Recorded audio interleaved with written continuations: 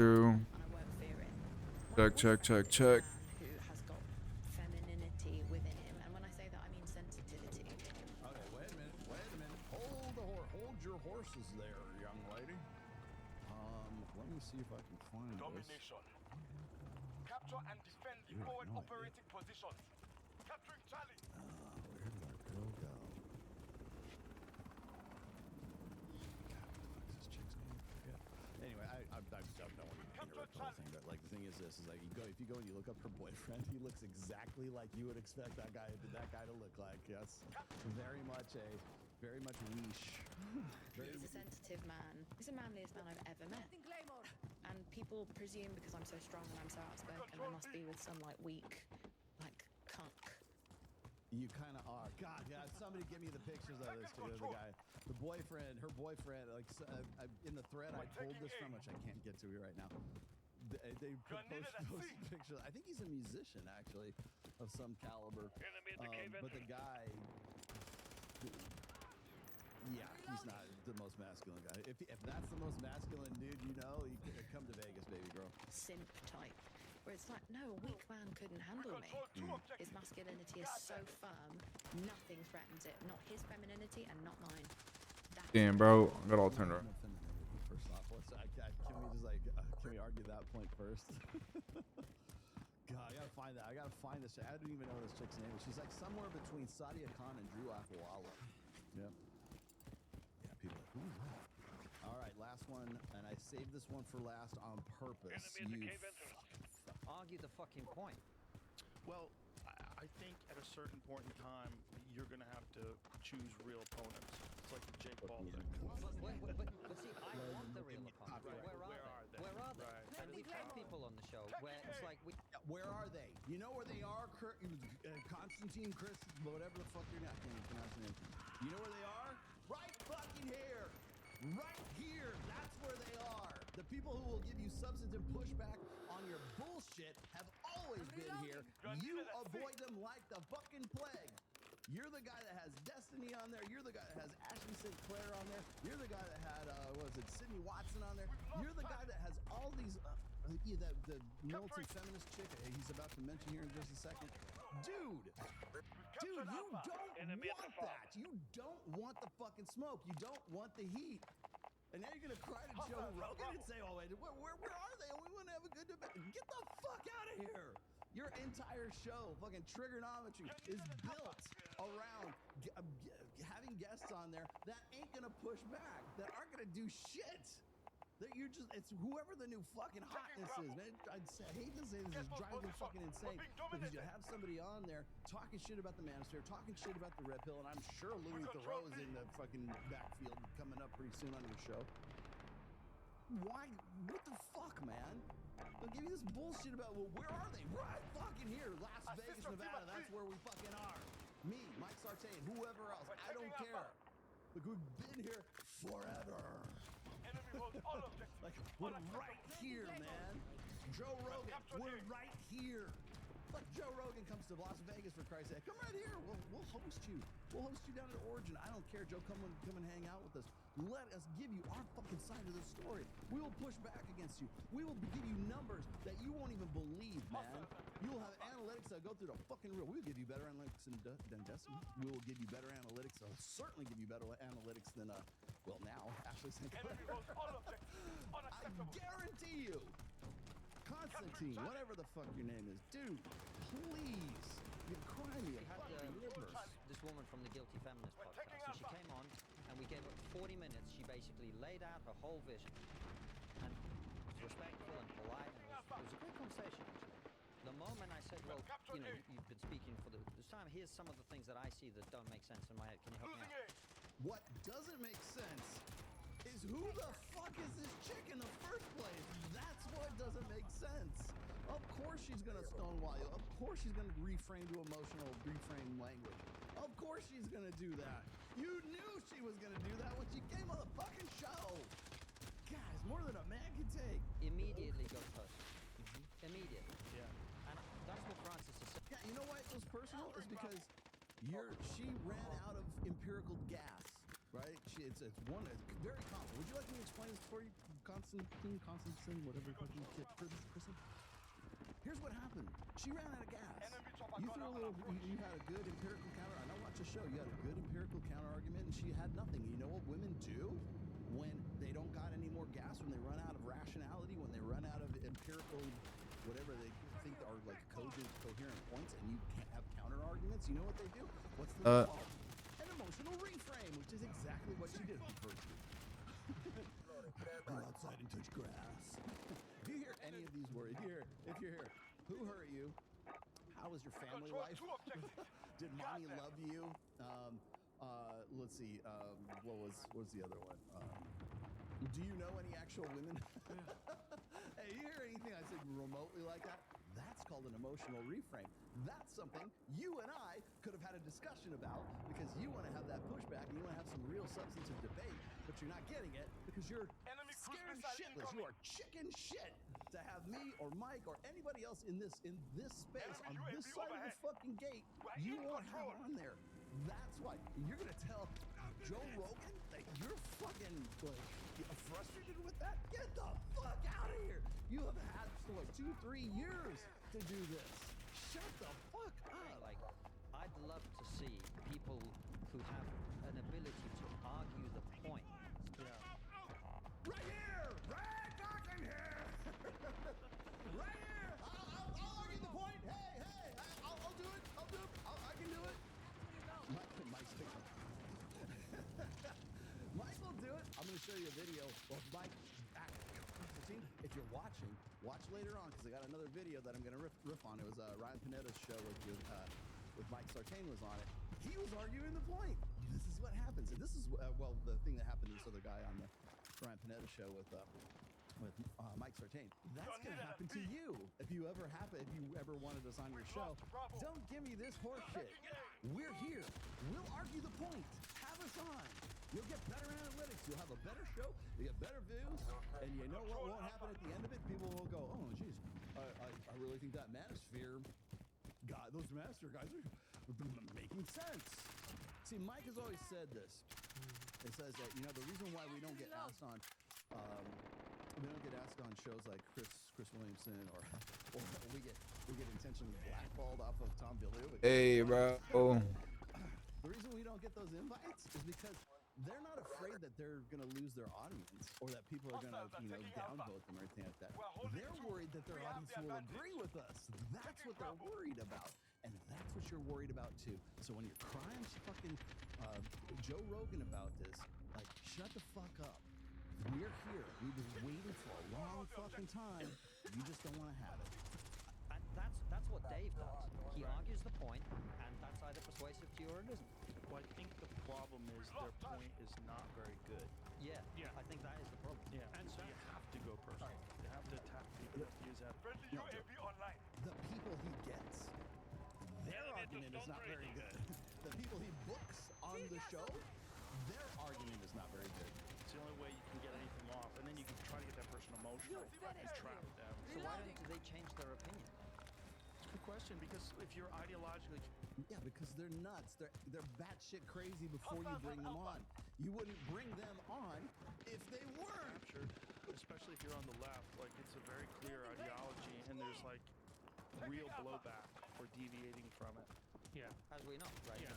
That's because, Joe, they're arguing ideology, not empirical, observable reality, because that doesn't play well to a fucking podcast audience. The moment you say, well, you're no longer on the left, then. Right. Yeah. You Well, know. a lot of people have been kicked out of it. Yeah. A lot of people have been pushed into some weird quasi Good shot. Yeah. homeless land. Kind of sounds like those Manosphere Video, guys D. don't have anything to do with. Maybe we're in the quasi weird somewhere, the upside down. Is that what we're in the upside down? Hey, welcome, guys. Thank you for watching and enduring my almost feels like a monologue, you know, like in the beginning, like when Dave, late night show host, what's that? Dave, Johnny Carson. Dave Levin. When I do the monologue in the beginning of the show, that's good. Welcome to the Easter show. He has risen. I'm supposed to say that every Easter. And yeah, it's I actually went to an Easter service yesterday. How was that? And it was good. It was good. It's the first one I gone to in quite some time. But yeah, it was great. I will be Vecna now. I'll probably make a damn good Vecna. Just I mean, let's be honest. But yeah, so like when I saw that, I'm like, I gotta end the video clips with that one because I know I'm gonna get all heated and worked up a frothy mess. Because Jesus, man, it's like. Taking B. There's people in the chat right now, people who are going to watch this, and people are going to be in the comments and everything. You've probably been watching me for some time now. Like, I think by now people are going to know what's going to set me off. And that's like one of those things that sets me off. We were just talking about that as well with, like on last Wednesday. It's almost like a future event. But Mike and I, whenever we use a clip or we're responding or reacting to a video clip, and it's like Mac Murphy, Let's move. Or Chris Williams, or sometimes I don't think we ever use trigonometry on Access, but I do here. If it's like for lack of a better term, an A-list podcast, if we're doing a, We're taking C. like we both know, we both feel each other's frustration. And like when Mike went on Ryan Panetta, and I wouldn't even really call him Ryan Panetta an A-lister, but I mean he's a B-lister for sure. Now report back to base. But I told Mike, I said, at some point you're gonna run into some guy that's gonna like really give you some pushback, and he handles himself really well. Like Mike knows public speaking like nobody's business. He's a very good MC. You will not fluster him. You will not get an emotional rise out of Mike unless you start talking about like the moon landing, flat Earth, and stuff like that. You might, but yeah, it's just oh my Lord. Oh, yeah, David Buss. Okay, yeah. So talking about David Buss, everybody drank. Right? And no, this is not beer. This is actually sarsaparilla. It's like kind of like, what would you call sarsaparilla? Like root beer. Root beer, basically. No, I am not drunk. I am high on how much sugar is in this. Yeah, it's pretty crazy. Yeah. So, no, I only did 2 surgeries. I just saw that in the chat. You want an update on my health? Good, great. I had to do last week's show from my home studio just because I want to give Kyle a break, and then just walking it was rough for me to do. You got to remember that I had my initial surgery was on December 23rd, and so they're like rooting around in my guts, and I had an ostomy and everything else. You guys didn't even know I had it probably.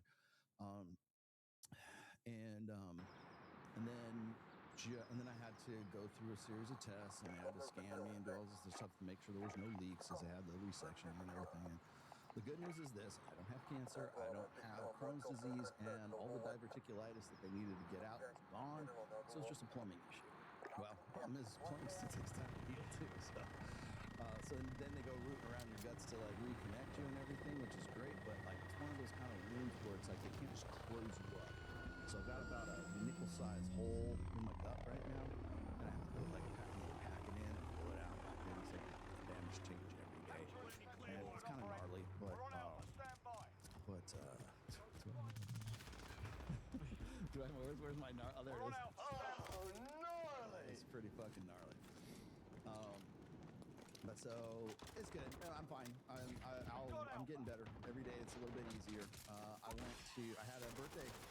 Thank you. Yay! I had a birthday on. Wait, here you go. Give yourself a round of applause. I had a birthday on Thursday, and I had a little bit of a celebration on Access Vegas on Wednesday, which was a good show for us.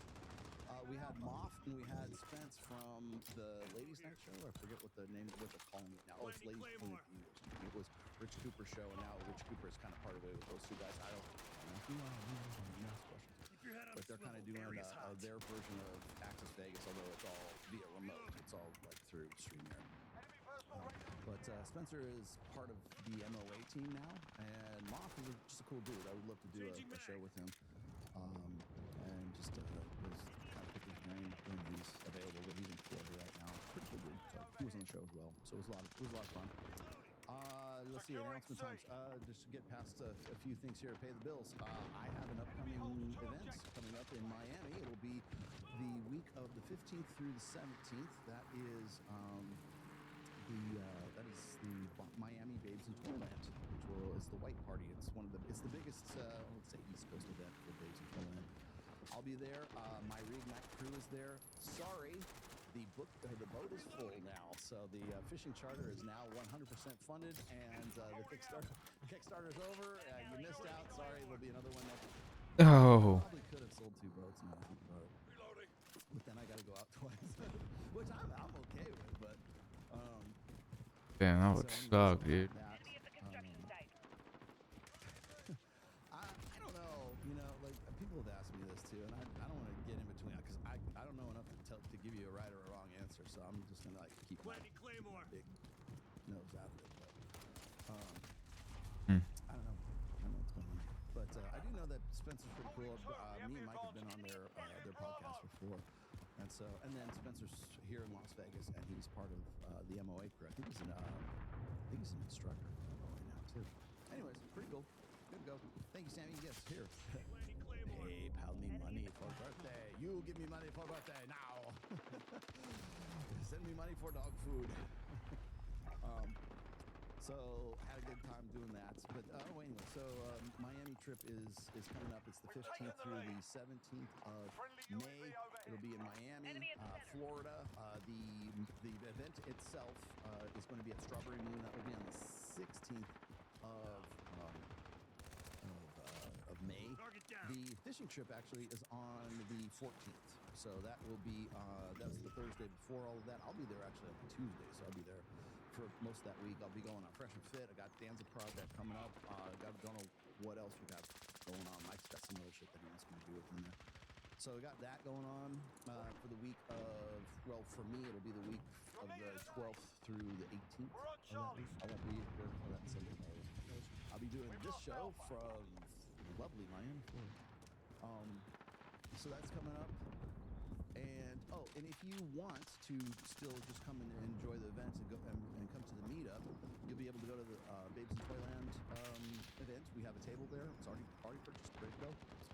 You meet some very beautiful women there. We will also have our meetups beforehand on that Friday, that Saturday, and then after events or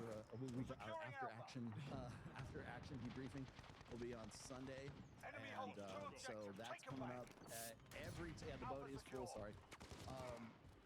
And I'm going to do another show with Joe Marin on this channel on Tuesday to sort of give you more details and more of a rundown of the actual event itself. But I just want to let you guys know during this time, if you go to the link that's down there, it says Reignite Miami. You go directly to that link and it'll give you the pricing for it right there. Since we're getting closer, we kind of discount things as we get a little bit closer. And then things are starting to, I think we're limiting it to 25 guys, and I know we're at least at 15 right now. So, so if that's something you want to do, check that out. Who's the chick in the thumbnail? My goodness. Who is that chick in that thumbnail? That's our good friend Amy Dangerfield, who we have talked to many times in the past. Let's see. Do I really want to give you the background? Here we go. Amy Dangerfield, number 1. This is Roy's wife, who's just married a gooner. This is Amy Dangerfield. She's not like other e-girls because she's racist. She also used to date black guys. Enemies halfway there. Strap it Amy up. blew up because she went on a date with John Zerka. Because of savage moments on the wood. Can I correct this back for a minute? She didn't blow up because she went on with John Zerka. She was running. I think she expatriated from Australia to come here. I'm pretty sure. The reason she went big is because she was getting after it with Destiny for a while, and she is one of Destiny's girls in the league with Jasmine Jafar, Pixie, and Angela Knight. Is that what her name was? Yeah, Angela Knight. Who nobody remembers. All that shit, all those shenanigans that went down in 2023, bullshit that went on with Brittany Venti and Destiny. She was part of that crew, peripheral, yes. She's got a history with Sneeko too. Just saying. And let's let the video speak for itself. Ever podcast. But the most face of all was when she made out with Cena the Witch.